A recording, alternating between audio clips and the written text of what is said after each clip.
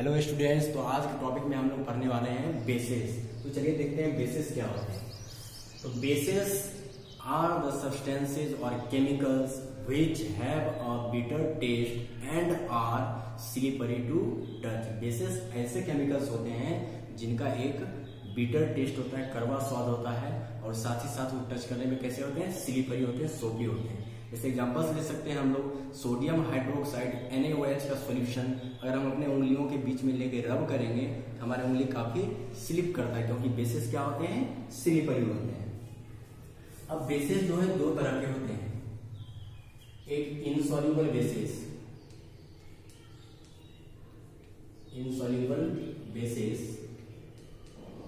और दूसरे होते हैं हमारे सॉल्युबल बेसेस। और इस सॉल्युबल बेसिस को एक पार्टिकुलर नाम दिया जाता है अल्कलीज।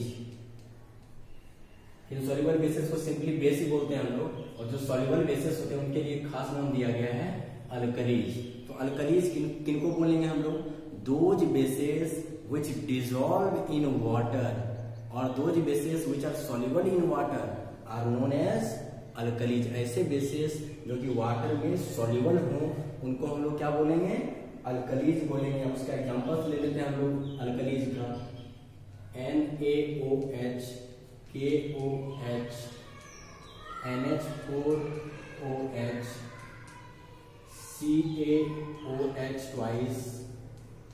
अब ये हमारे कुछ ऐसे बेसिस हैं जो कि वाटर सॉल्युबल होते हैं, यानी अल्कलीज। अब देखो, sodium hydroxide, potassium hydroxide, ammonium hydroxide, magnesium hydroxide, calcium hydroxide, ये सारे ऐसे बेसिस हैं जो कि वाटर में सॉल्युबल होते हैं, घुल जाते हैं, और ऐसे बेसिस को हम लोग क्या बोलेंगे, अल्कलीज बोलेंगे। अब हमारे लिए ज्यादा इंपॉर्टेंट कौन होता है, अल्कलीज या फिर normal basis?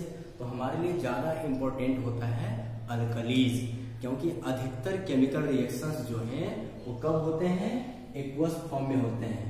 Most of the chemical reactions take place in their aqueous form। aqueous form में वो रिएक्ट करते हैं, इसलिए हमें ज्यादा जरूरी कौन है हमारे लिए, अल्कलीज। अब अगले टॉपिक की तरफ देखते हैं हम लोग। What do all the bases have in common? What do all the bases have in common? अब सारे बेसिस में कॉमन क्या होता है, देख लो क्या होता है। ऑल द बेसिस प्रोड्यूस या फिर give, all the basis give hydroxide ions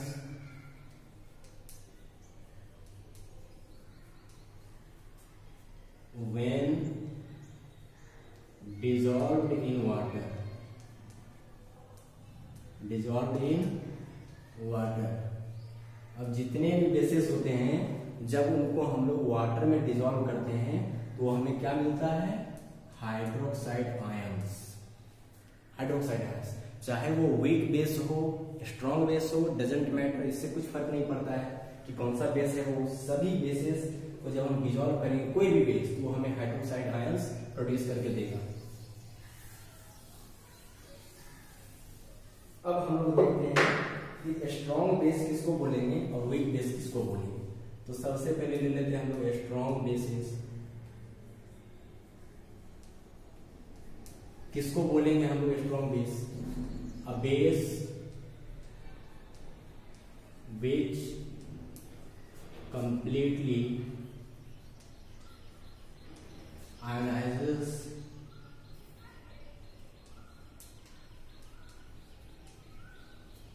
in water and hence produces a large amount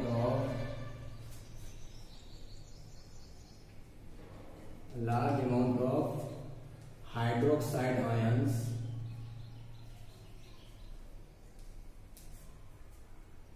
is known as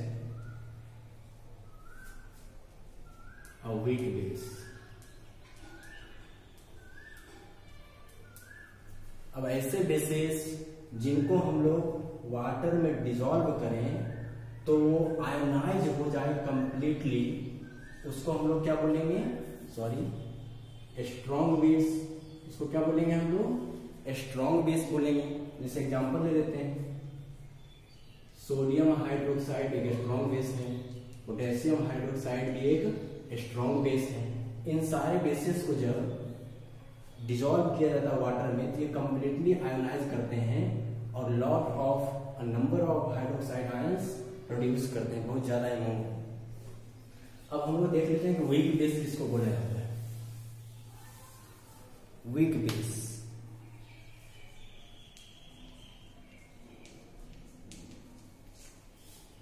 a base which partially ionizes in water and hence produces a small amount of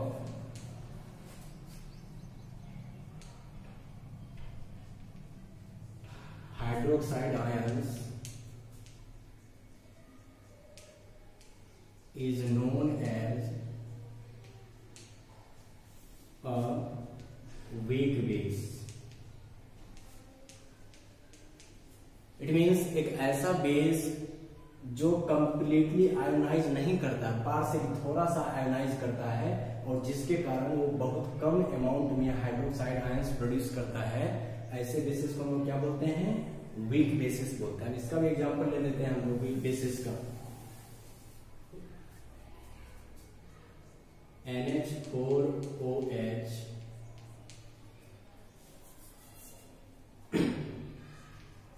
CaOH twice,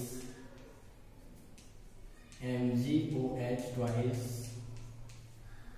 ammonium hydroxide, calcium hydroxide, magnesium hydroxide, ये सारे week basis हैं क्योंकि इनको जब हम लोग water में dissolve करते हैं तो ये कंप्लीटली आयनाइज नहीं करते हैं, जिसके कारण ये बहुत कम अमाउंट में हाइड्रोक्साइड आयंस प्रोड्यूस करते हैं। इसलिए ये सारे कैसे बेसिस हुए हैं, वीक बेसिस। अब हम लोग बढ़ते हैं प्रॉपर्टीज ऑफ बेसिस के तरफ। बेसिस की क्या क्या प्रॉपर्टीज है, प्रॉपर्टीज ऑफ बेसिस। तो देखते हैं क्या क्या प्रॉपर्टी है बेस का। पहला, bases have a bitter test.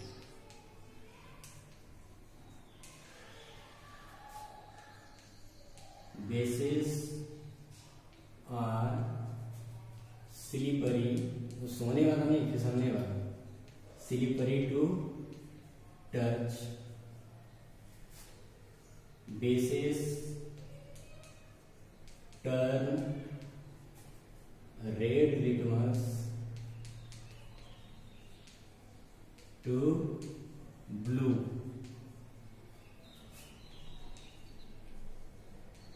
Base solutions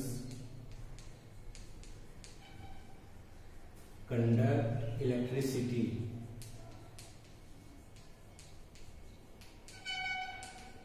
अब देखो जितने भी बेसिस होते हैं उनका टेस्ट कैसा होता है, बीटर यानी कड़वा स्वाद होता है। उनको चखना है तो अगर चख के देख, ऐसा नहीं कि कोई भी बेस चख लिए, काफी डेंजरस होता है स्ट्रॉन्ग बेस को चखना। तो चूना जो पानी में लगाया जाता है ना, उस चूने को चख के देख सकते हो, काफी कड़वा होता है उसका स्वाद, वो भी एक बेस है। Bases are slippery to touch.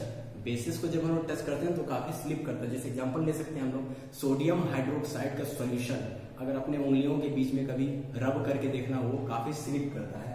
उसके बाद bases turn red litmus to blue. अगर किसी रेड लिटमस पे हम लोग बेस ऐड करते हैं, कोई भी बेस, तो उस रेड लिटमस को कैसा कर देगा, वो ब्लू कर देगा। चौथा, बेस सॉल्यूशंस कंडक्ट इलेक्ट्रिसिटी। अब जितने भी बेसिक सॉल्यूशन होंगे, बेस के सॉल्यूशंस होंगे, वो इलेक्ट्रिसिटी को कंडक्ट करेगा, चाहे वो चाहे वो वीक बेस का सॉल्यूशन हो चाहे स्ट्रॉन्ग बेस का सॉल्यूशन हो, वो इलेक्ट्रिसिटी को कंडक्ट करेगा। अब बेस का सॉल्यूशन इलेक्ट्रिसिटी को कंडक्ट क्यों करता है? बेस का सॉल्यूशन इलेक्ट्रिसिटी को इसलिए कंडक्ट करता है क्योंकि बेसिक सॉल्यूशंस में हाइड्रोक्साइड आयंस प्रेजेंट होते हैं और ये हाइड्रोक्साइड आयंस चार्ज को कैरी करते हैं, जिस कारण से ये इलेक्ट्रिसिटी को कंडक्ट कर पाता है। अब जो स्ट्रॉन्ग बेस होगा वो एक अच्छा इलेक्ट्रोलाइट होगा। इलेक्ट्रोलाइट का मतलब इलेक्ट्रिसिटी को कंडक्ट करेगा। एक स्ट्रॉन्ग बेस का सॉल्यूशन जो होगा वो इलेक्ट्रिसिटी को बहुत अच्छा कंडक्टर होगा, और जो वीक बेस का एक सॉल्यूशन होगा वो उतना ज्यादा अच्छा कंडक्टर नहीं होगा, क्योंकि जो स्ट्रॉन्ग बेस होता है उसमें नंबर ऑफ हाइड्रोक्साइड आयंस बहुत ज्यादा होता है in compare to weak bases. अब चूंकि स्ट्रॉन्ग बेसिस में नंबर ऑफ हाइड्रोक्साइड आयंस ज्यादा होता है, इसलिए वो एक अच्छा कंडक्टर होगा। अब अगला प्रॉपर्टी देखते हैं वो इसका क्या है। Bases react with some metals to form hydrogen gas. Base plus metal gives hydrogen gas. अब देखो इसका भी एग्जाम्पल हम लोग ले लेते हैं।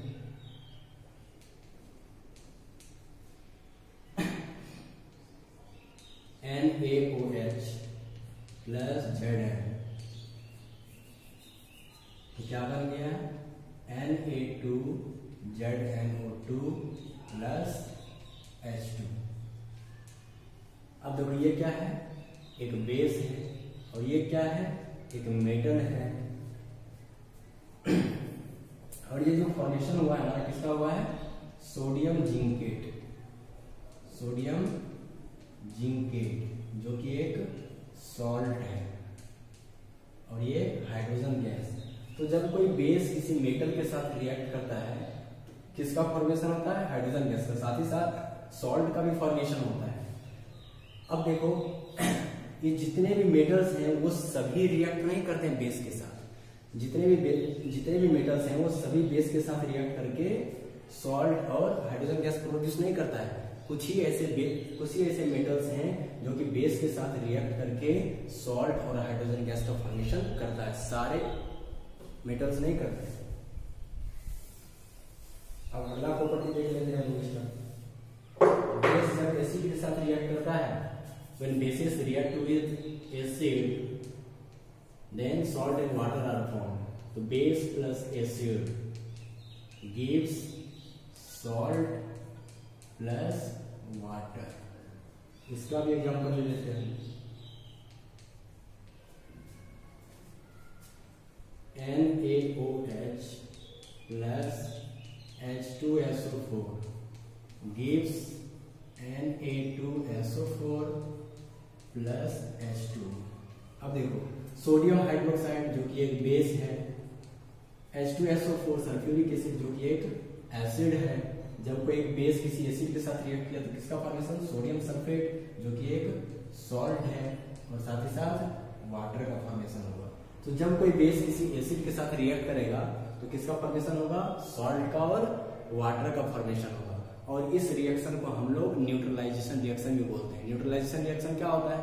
अ reaction in which an acid reacts with a base to form salt and water is known as a neutralization reaction. अब अगले प्रॉपर्टी की तरफ हम लोग बढ़ते हैं। बेसिस का अगला प्रॉपर्टी, अगला प्रॉपर्टी है कि जब कोई बेस किसी नॉन मेटल ऑक्साइड के साथ रिएक्ट करता है, base plus non metal oxide, non metal oxide, तो क्या बनेगा? सॉल्ट और वाटर का फॉर्मेशन होगा। सॉल्ट प्लस वाटर, यानी जब कोई बेस किसी नॉन मेटल ऑक्साइड के साथ रिएक्ट करता है तो सॉल्ट और वाटर का फॉर्मेशन होता है। इसका भी एग्जांपल हम लोग ले लेते हैं। CaOH कैल्शियम हाइड्रोक्साइड जो कि एक बेस है, प्लस CO2 कार्बन डाइऑक्साइड जो कि एक नॉन मेटल ऑक्साइड है। तो किसका फॉर्मेशन हो गया? फॉर्मेशन हो जाएगा कैल्शियम कार्बोनेट CaCO3 और प्लस H2O। अब देखो कैल्शियम हाइड्रोक्साइड एक बेस, कार्बन डाइऑक्साइड एक non metal oxide,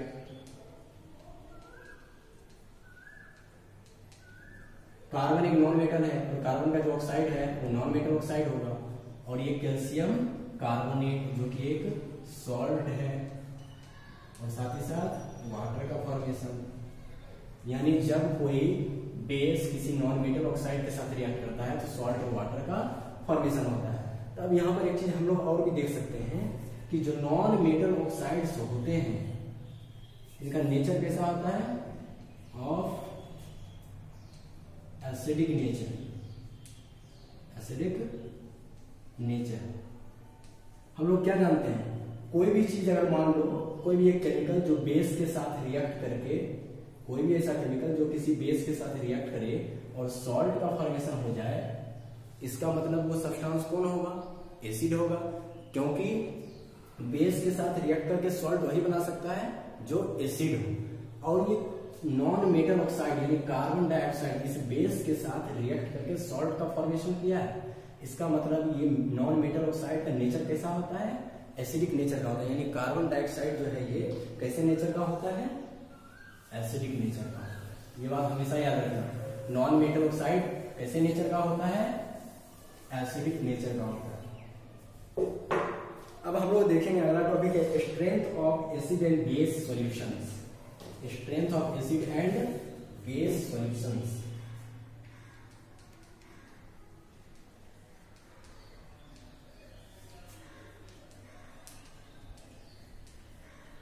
base solutions.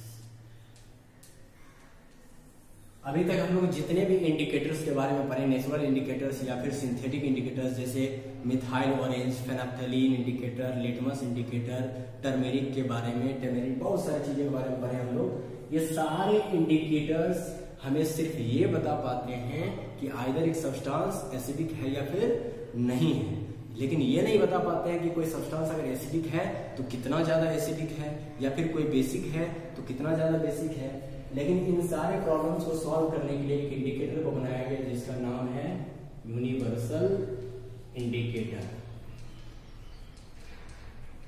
अब ये यूनिवर्सल इंडिकेटर एक ऐसा इंडिकेटर है जो कि ना हमें सिर्फ नेचर बताता है किसी भी केमिकल का, साथ ही साथ उस केमिकल का स्ट्रेंथ भी बताता है कि कितना एसिडिक है या फिर कितना बेसिक है। और ये यूनिवर्सल इंडिकेटर जो है बाबू, ये किसी एक सिंगल केमिकल से बना हुआ नहीं होता है।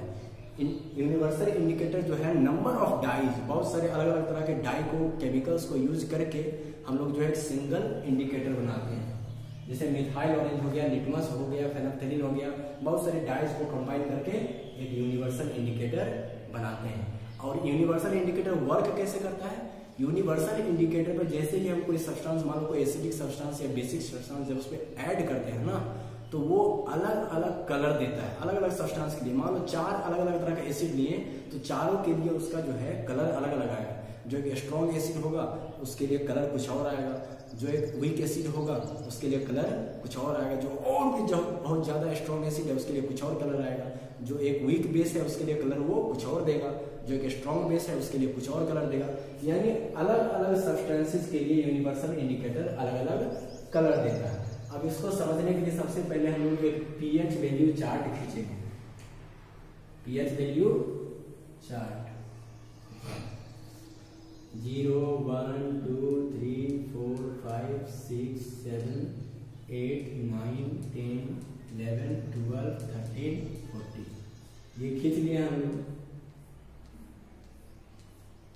ये हमारा क्या है, पीएच वैल्यू चार्ट। इस पे हम लोग को कोई केमिकल नहीं डालना है।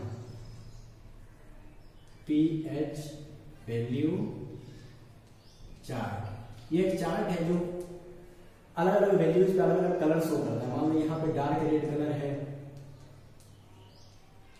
तो यहाँ पे ग्रीन कलर है, तो यहाँ पे डार्क ब्लू कलर है। अलग अलग वैल्यूज पे ये जो है हमारा पीएच वैल्यू चार्ट अलग अलग कलर को दिखाता है। तो क्या हम लोग इस पीएच वैल्यू चार्ट पे कोई केमिकल को नहीं डालना है। इसके लिए यूनिवर्सल इंडिकेटर जिसको हम लोग पीएच पेपर बोलते हैं, यूनिवर्सल इंडिकेटर है पीएच पेपर, पीएच पेपर। अब जिस केमिकल को हमको टेस्ट करना है, जिस एसिडिक सॉल्यूशन या बेसिक सॉल्यूशन को टेस्ट करना है कि वो कितना एसिडिक है या फिर कितना बेसिक है, उसको हम लोग इस पीएच पेपर पे ऐड करेंगे। मान लो हमको एक केमिकल डालें इस पे पीएच पेपर पे, कोई एक केमिकल डालें जिसका नाम एक्स है। इस केमिकल को डालने के बाद इस पीएच पेपर का एक पार्टिकुलर कलर आया, मान लो कोई भी कलर आया, कोई भी एक कलर आया। अब जो ये कलर आया ना, इस कलर को हम इस पीएच पेपर से मैच करेंगे, वो कलर कहाँ पर है। सपोज मान लो उसका कलर यहाँ मिल गया, यहाँ वाले कलर से सब, यहाँ सबके लिए अलग अलग कलर है। इस पीएच पेपर का कलर जो आया केमिकल डालने के बाद, वो कलर हम इससे मैच करेंगे चार्ट से कि कहाँ पर इसका कलर मिला। सपोज मान लो यहाँ पर मिल गया, डार्क रेड कलर का था, यहाँ पर मिल गया वो कलर। इसका मतलब उस केमिकल का पीएच वैल्यू कितना था, 0 था। अगर मान लो कोई दूसरा केमिकल डाले हम लोग, फिर देखें इसका कलर जो है दूसरा कलर एक आया, और वो कलर मान लो यहाँ मैच कर गया, ग्रीन कलर से यहाँ से मैच कर गया, इसका मतलब उसका पीएच वैल्यू कितना है, 7 है। फिर मान लो कोई इस पीएच पेपर पे हम लोग कोई तीसरा केमिकल ऐड किए, तो फिर देखें इसका एक पार्टिकुलर कलर आया जो कि कहाँ से मैच कर रहा है, यहाँ से मैच कर रहा है, डार्क ब्लू, और इसका वैल्यू कितना है, 14 है। तो इस तरह से हमें ये किसी भी चीज का स्ट्रेंथ बताता है। मान लो कलर अगर यहाँ से मैच किया डार्क रेड, इसका मतलब वो सब्सटेंस कैसा था, हाईली एसिडिक था। 0 से मैच किया, 7 से जितना हम लोग लेफ्ट आएंगे उतना उसका एसिडिक स्ट्रेंथ बढ़ेगा। यहाँ पे वो मान लो वीक एसिड होगा, थोड़ा स्ट्रॉन्ग, और यहाँ आएगा तो बहुत ज्यादा स्ट्रॉन्ग हो जाएगा। उसी तरह 7 से जितना राइट जाएंगे उसका बेसिसिटी बढ़ेगा, बेसिक स्ट्रेंथ उतना बढ़ेगा। तो ये हमें बता देता है। मान लो यहाँ पे कलर दिया, ये पीएच वैल्यू 0 है, इसका मतलब वो बहुत ज्यादा एसिडिक सब्सटेंस है। यहाँ पे आ गया 7 पे, जैसे मान लो पीएच पेपर पे अगर हम लोग वाटर को ऐड करेंगे, ये पीएच पेपर जो है यूनिवर्सल इंडिकेटर, इसमें वाटर डालेंगे ना हम, तो वाटर एक कैसा कलर देगा हमें, ग्रीन कलर देगा, क्योंकि वाटर एक न्यूट्रल होता है। और यूनिवर्सल इंडिकेटर पे किसी भी न्यूट्रल केमिकल का कलर कैसा आता है, ग्रीन। वाटर एक न्यूट्रल कंपाउंड है, तो उसका कलर कैसा आया, ग्रीन 7 पे। उसी तरह कोई अगर मान लो स्ट्रॉन्ग बेस है, उसका कलर आ गया डार्क ब्लू, इसका मतलब बहुत ज्यादा स्ट्रॉन्ग बेस है। इस तरह से हम लोग पीएच पेपर का मदद करके, यानी यूनिवर्सल इंडिकेटर की मदद से हम लोग किसी भी केमिकल का स्ट्रेंथ हम लोग जान पाते हैं। अब हम लोग बढ़ते हैं अगले टॉपिक की तरफ। तो क्या है हमारा अगला टॉपिक? अगला टॉपिक है हमारा कि importance of pH in our daily life.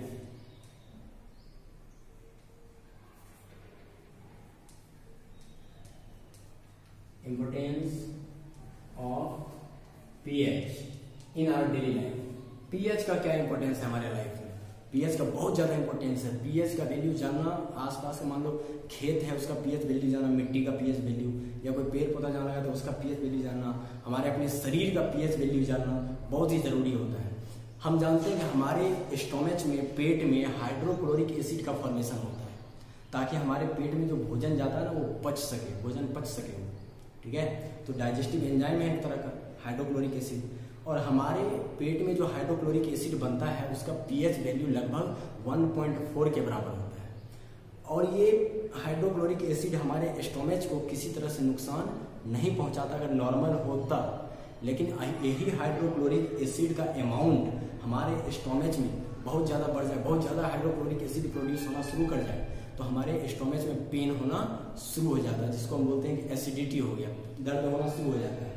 ये किसके कारण से होता है? बहुत सारे ऐसे कारण हैं जिसके कारण हमारे स्टोमच में जो है हाइड्रोक्लोरिक एसिड का फॉर्मेशन ज्यादा होने लगता है। उसी में से एक कारण है ओवर ईटिंग। ओवर ईटिंग, बहुत ज्यादा एकदम दबा के खा लेते हैं। कभी कभी पार्टी में गए या कहीं गए, कुछ अच्छा चीज बन गया तो एकदम पूरा दबा के टूट के खाते हैं, तो उसके कारण जो है एसिडिटी हो जाता है। अब ये एसिडिटी का रेमेडी क्या है, कैसे हम लोग इसको ठीक करेंगे? इसको ठीक करने के लिए जो है हम लोग यूज कर सकते हैं किसका? Magnesium hydroxide, sodium hydrogen carbonate NaHCO3। अब देखो मैग्नीशियम हाइड्रोक्साइड, जिसको हम लोग मिल्क ऑफ मैग्नीशिया के नाम से भी जानते हैं, और इसको हम लोग बेकिंग सोडा के नाम से भी जानते हैं। ये सोडियम हाइड्रोजन कार्बोनेट का फॉर्मूला है, जिसको हम लोग बेकिंग सोडा के नाम से जानते हैं।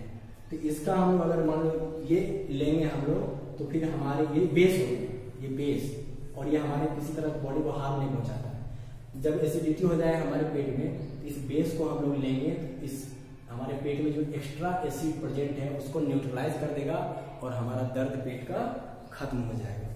अब मान लो कभी क्या होता है कि पीएच का वैल्यू जो है हमारे माउथ में पीएच वैल्यू लो हो जाता है तो हमारा माउथ कैसा हो जाएगा, एसिडिक हो जाएगा, पीएच वैल्यू लो हो जाएगा। टूथ डीके जानते हैं ना, दांत झड़ता है कभी कभी, तो कैसे झड़ता है दांत ये, तो हम बहुत बार क्या होता है मीठे चीज खाते हैं, मीठे पदार्थ खाते हैं, जैसे मान लो चीनी से बना हुआ कोई चीज खा लिए या कोई मिठाई खा लिए या फिर चॉकलेट खा लिए, तो उसमें जो शुगर पार्टिकल्स होते हैं, चीनी का पार्टिकल्स, वो हमारे दांतों में जाके फंस जाते हैं और दांतों में फंसने के बाद क्या होता है, जब रह जाता है 1-2 दिन तक, तो फिर हमारे माउथ में जो प्रेजेंट बैक्टीरिया होते हैं वो बैक्टीरिया उस शुगर पार्टिकल्स को लैक्टिक एसिड में कन्वर्ट कर देता है और वो जब लैक्टिक एसिड स्ट्रॉन्ग एसिड बन जाता है, उसका पीएच वैल्यू लगभग 5.2 पहुंच जाता है। मान लो उसका पीएच लगभग 5.2 पहुंच जाता है। अब 7 के लेफ्ट में जो भी आएगा वो एसिडिक है, 7 से कम है ये, तो हमारे मुंह का जो है वो पीएच वैल्यू कम हो जाता है। इसका मतलब हमारा माउथ क्या हो जाता है, एसिडिक हो जाता है। और ये एसिड जो है ना इतना स्ट्रॉन्ग तो होता ही है कि हमारे माउथ का जो दांत है उसको वो डीके कर सके। अब देखो हमारा दांत का जो एनिमल होता है ना, एनिमल नहीं एनिमल, ये कैल्शियम फॉस्फेट का बना होता है, कैल्शियम फॉस्फेट। हमारे दांत का जो एनिमल होता है, टूथ एनिमल, ये बना हुआ होता है किसका, कैल्शियम फॉस्फेट का, जो कि हमारे शरीर का हार्डेस्ट सब्सटेंस है। सबसे ज्यादा कठोर पदार्थ हमारे शरीर में अगर कोई होता है तो एनिमल, जो कि कैल्शियम फॉस्फेट का बना होता है। लेकिन इतने मजबूत सब्सटेंस को भी ये केमिकल क्या कर देता है, डीके कर देता है, डिस्ट्रॉय कर देता है। तो इससे बचने के लिए कि हमें टूथ डीके नहीं हो, इसके लिए हम लोग क्या किसका यूज कर सकते हैं, इसके लिए यूज कर सकते हैं हम लोग बेसिक टूथपेस्ट। बेसिक टूथपेस्ट, ऐसा टूथपेस्ट का यूज करें हम लोग जो कि नेचर में कैसा हो, बेसिक, उसमें बेस एडेड हो। जैसे कॉलगेट आता है हमारा, उसमें बेस होता है। बहुत सारे ऐसे टूथपेस्ट आते हैं जिसमें बेस होता है। ऐसा लेंगे तो फिर हमारे माउथ में प्रेजेंट एसिड को ये क्या कर देगा, न्यूट्रलाइज कर देगा, जिसके कारण टूथ डीके होना धीरे धीरे कम हो जाएगा। अब अगला चीज है एसिडिक सॉइल या फिर बेसिक सॉइल। एसिडिक सॉइल या फिर बेसिक सॉइल। सॉइल का भी जो है टेस्ट करवाते रहना चाहिए।